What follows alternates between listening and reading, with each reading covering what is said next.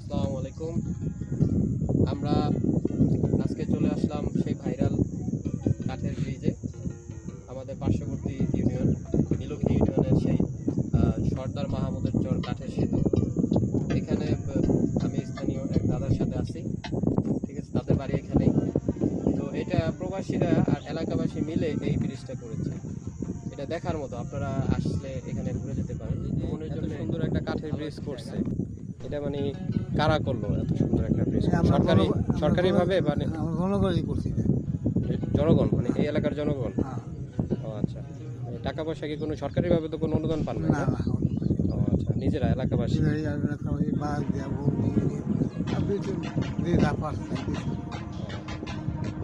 সুন্দর একটা